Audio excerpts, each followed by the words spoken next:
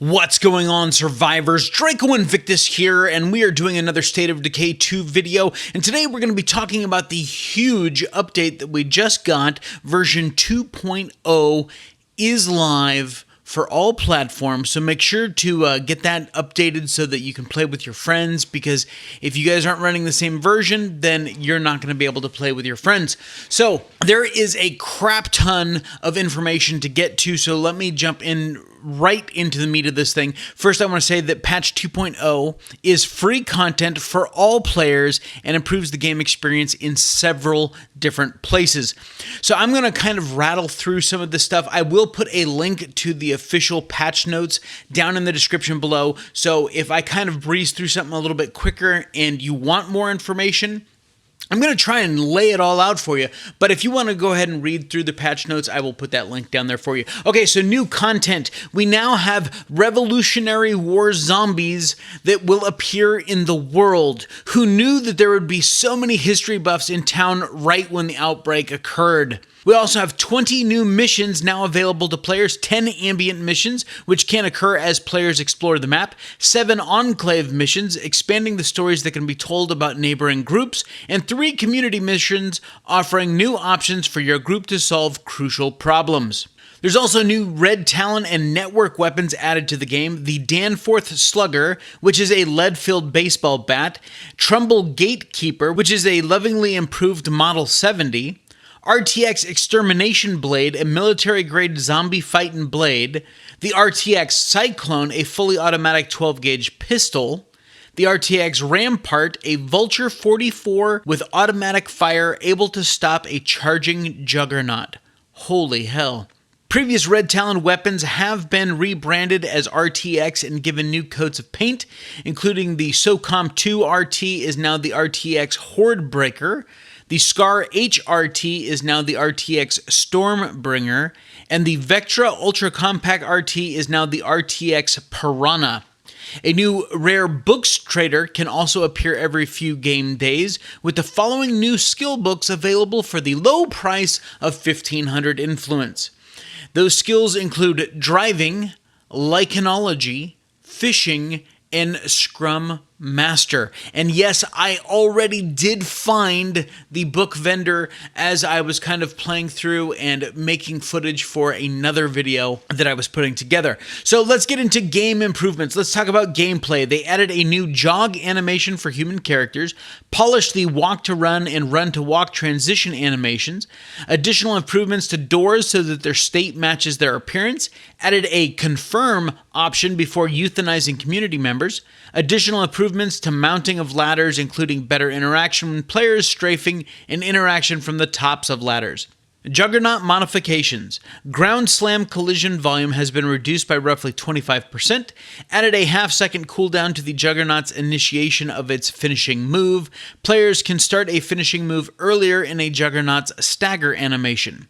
Weapon changes brings B50FG weight has been increased to 28.5, up from 12 pounds. The Model 9950 magazine now holds 3 rounds, down from 5.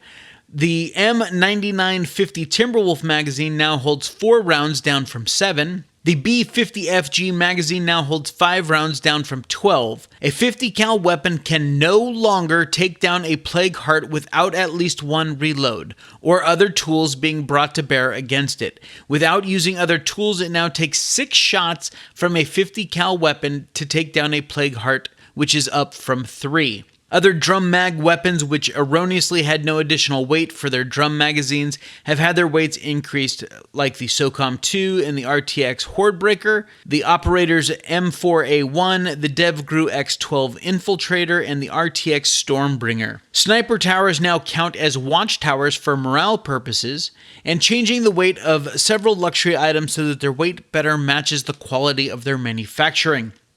In settings for changes, they added a toggle in the video options menu on both PC and Xbox that allows players to control the amount of motion blur seen in the game.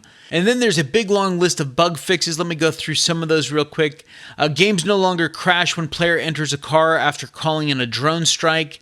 Fix a rare crash that could occur during loading screen, affecting roughly 1% of users. In multiplayer, they fixed a number of soft locks and crashes happening when players were joining and exiting multiplayer sessions. Players will no longer soft lock if their console is disconnected from the network while joining a multiplayer match. They fixed the desync issue that caused rubber banding of zombies on client machines if host moved with a grappled zombie. Fixed an issue with supply lockers sometimes not being visible at home sites in co-op. Fixed issue where host facilities would essentially turn invisible to clients. Fixed an issue where players had to move the stick or use input on the D-pad twice before the highlighted selection would move when selecting an active character in the multiplayer character selection screen. For inputs, game now pauses when controller becomes disconnected during single-player sessions. Fixed an issue where players could lose scroll functionality when initially opening or scrolling to the bottom of the remap control settings. And they also fixed a bug on the Xbox where the exit vehicle prompt would default to show Y even when it had already been mapped to another button. Several performance fixes, including they removed a performance dip when players walked into smoke created by a smoke grenade. They removed a bunch of FPS drops with various things. For gameplay, here's some big ones here. The Magnum Auto Press facility now correctly produces 357 and 44 ammo. They fixed an issue with euthanization scene replacing the player's equipped gun with a G17. The Prepper's 1022 now has a weight of 7 pounds. Fixed a number of instances where zombies stopped attacking players if players were in a specific location. Zombies that have no arms are no longer able to scale fences and walls. Fixed an issue where some facilities that were in disrepair continued to provide benefits to the community as if they were in working order. Ferals and Juggernauts now have the ability to kill NPCs with their special attacks. The Juggernaut Execution attack can now correctly kill survivors that have a ton of different max health buffs and simultaneously applied. A feral attached to a vehicle a player is driving no longer instantly dies when the player jumps out of the vehicle. Players can no longer initiate a stealth takedown on aggroed zombies. Morale bonus effects now update immediately on the community morale screen.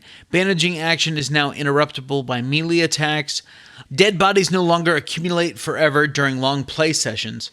They fixed a number of issues that prevented legacy missions from completing, fixed a number of instances where NPC voiceover was playing at the incorrect time or repeating itself.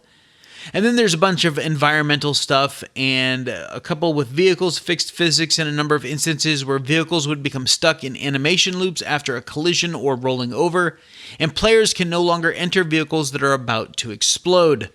So that is a big overview of the patch notes. There isn't much that I actually skipped, but like I said, I will put a link to the patch notes down in the description below. So a lot of exciting stuff. Our weapons, most of them are getting heavier. It's not going to be as easy to take out plague hearts now. You will have to reload at some point before you can take out a plague heart with a 50 cal. So keep that in mind, players, as you go out into the world. And that is going to wrap it up for this video. I hope you guys appreciate it and like it and all those good things. If you're new to my channel, make sure to smash that subscribe button. Click the bell notification icon so that you get notified the next time I post a video. And until next time, survivors, you take care of yourselves out there. This is Draco Invictus saying this has been the greatest day in my life. See ya!